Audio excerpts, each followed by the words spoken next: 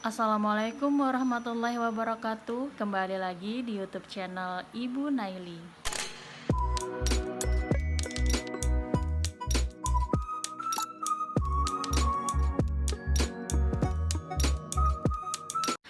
Senang sekali rasanya hari ini Ibu dapat kembali membuatkan video pembelajaran untuk kelas 10 bab 4 yang berjudul Karya Seni Teater Tradisional. Namun sebelum kita memulai pelajaran kita pada hari ini, mari kita bersama-sama mengucapkan basmalah.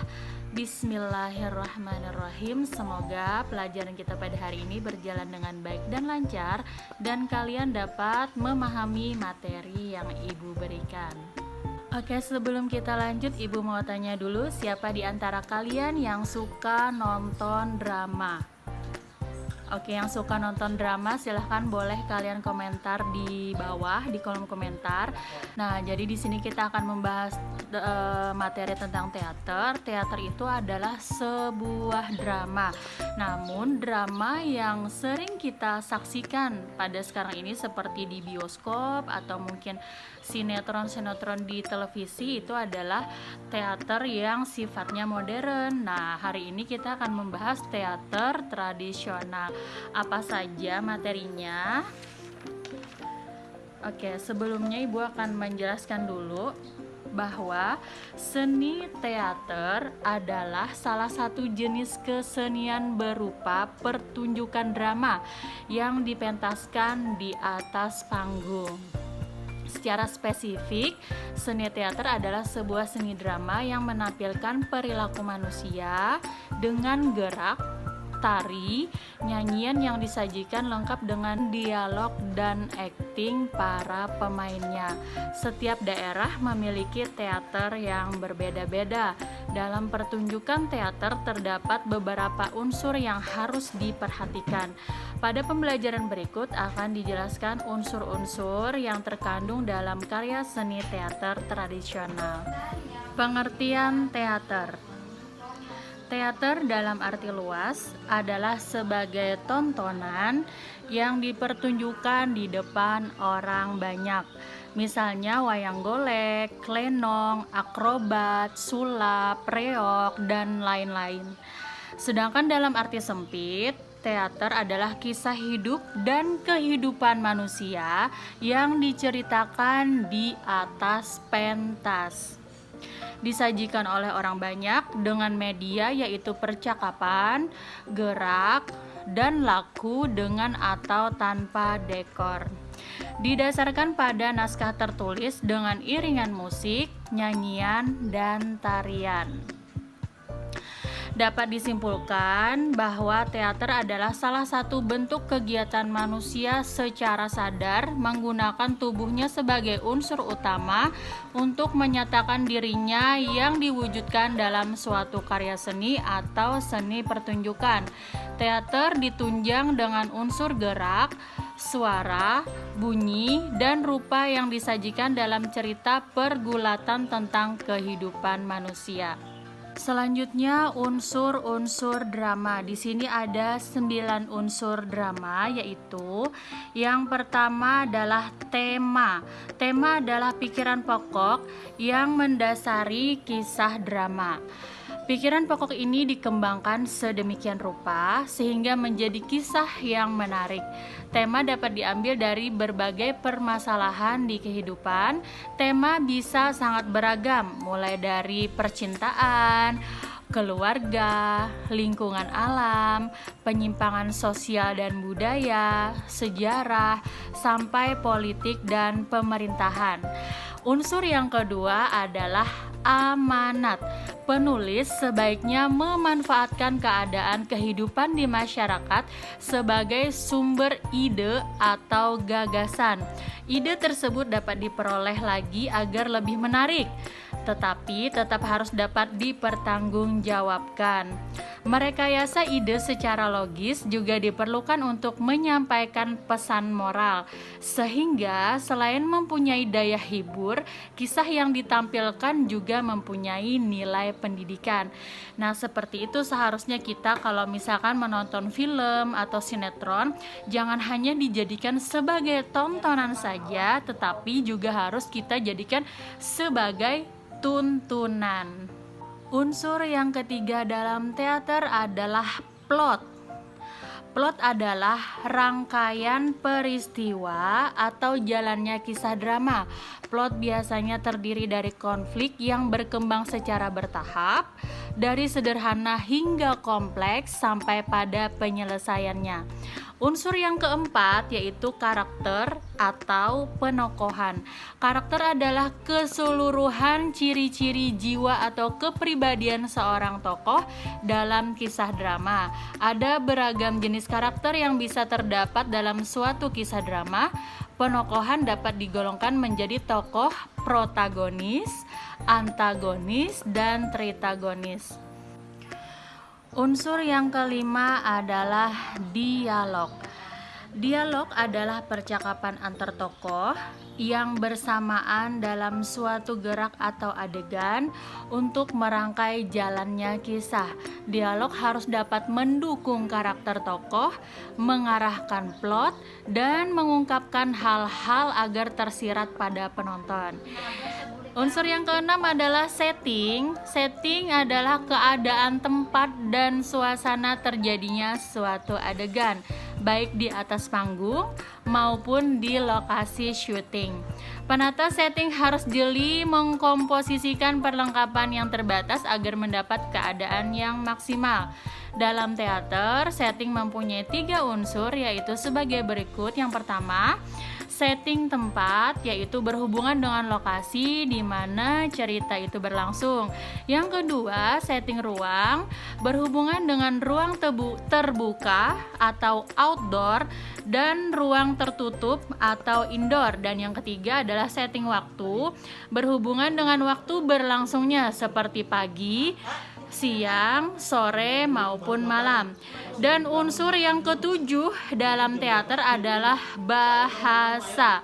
Bahasa merupakan bahan dasar naskah atau skenario dalam wujud kata atau kalimat. Kata dan kalimat mengungkapkan makna. Oleh sebab itu, penulis naskah harus cermat memilih dan merangkaikannya agar dapat mengungkapkan pikiran dan perasaan secara komunikatif dan efektif. Ciri umum teater tradisional, di sini ada 4 ciri-ciri. Yang pertama yaitu tidak ada naskah. Teater tradisional biasanya tidak dilengkapi dengan naskah, hanya berupa garis besar cerita, sehingga setiap pemain berbicara secara spontan, menyahut dialog pemain lain dengan watak tokoh yang dibawakannya. Kemudian ciri yang kedua yaitu persiapan dilakukan secara sederhana.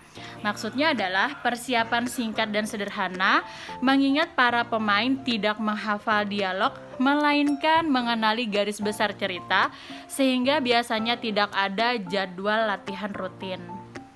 Ciri yang ketiga adalah ceritanya monoton.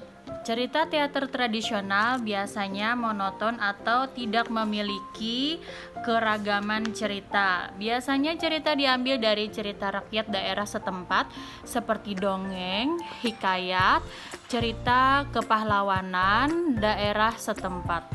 Kemudian ciri yang keempat yaitu bersifat fleksibel.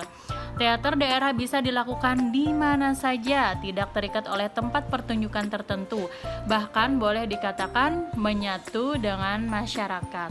Selanjutnya adalah macam-macam teater. Di sini dijelaskan ada 4 macam teater.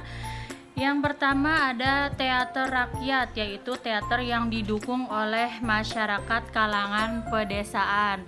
Kemudian ada teater keraton, yaitu teater yang lahir dan berkembang di lingkungan keraton dan kaum bangsawan. Yang ketiga ada teater urban atau teater kota.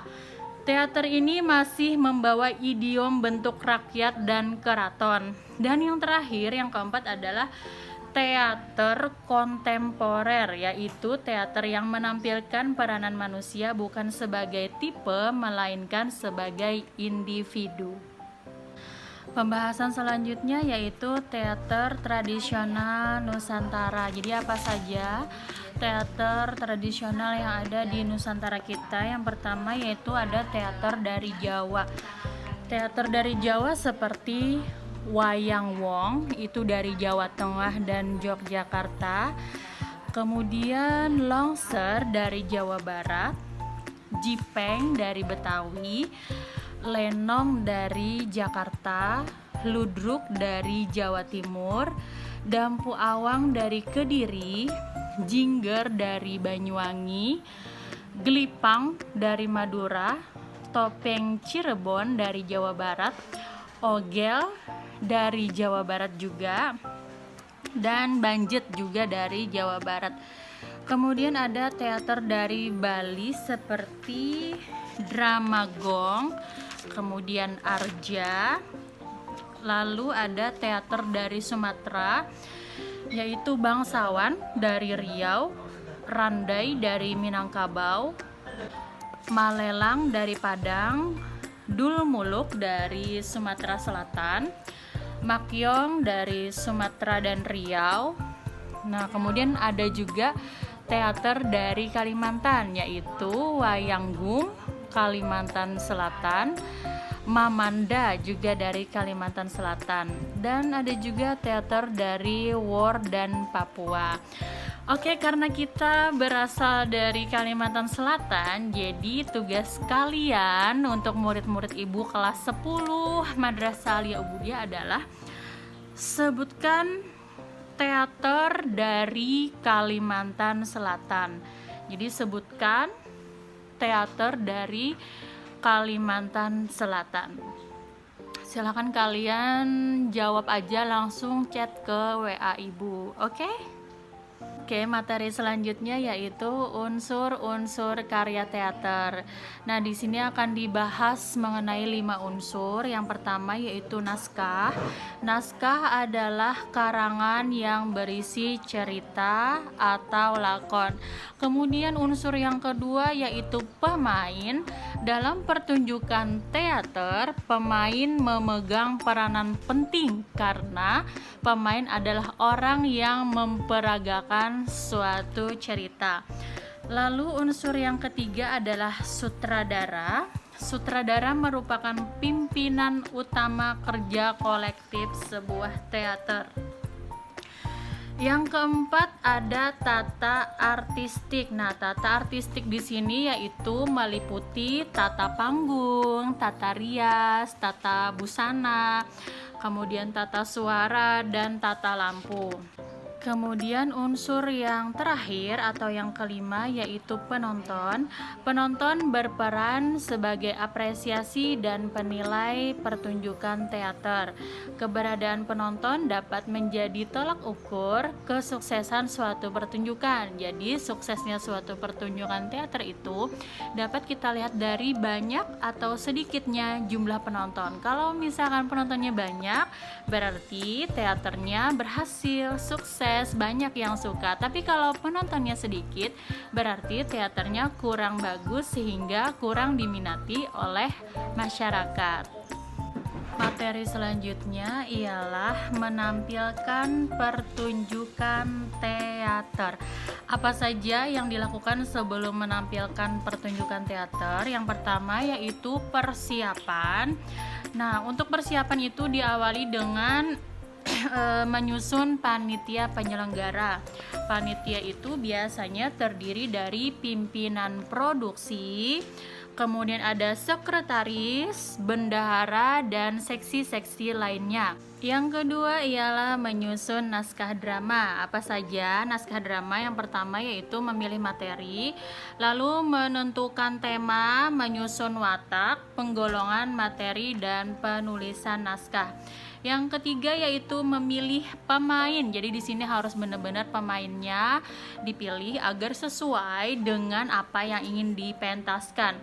Nah, dalam memilih pemain, pemain harus latihan sebagai berikut. Yang pertama yaitu olah tubuh, kemudian olah suara, dan olah pikiran. Tadi sudah ada tugas yang pertama, selanjutnya adalah tugas yang kedua, yaitu silahkan kalian sebutkan unsur-unsur karya teater. Nah, seperti yang pertama tadi tugasnya, yaitu langsung saja kalian chat di WA pribadi ibu. Oke semuanya, murid-murid ibu, terima kasih sudah menyaksikan video ini sampai selesai. Jangan lupa like, komen, dan subscribe, dan tentu saja share video ini ke sosial media manapun yang kamu punya. Sampai bertemu di video ibu selanjutnya. Assalamualaikum warahmatullahi wabarakatuh. Dadah.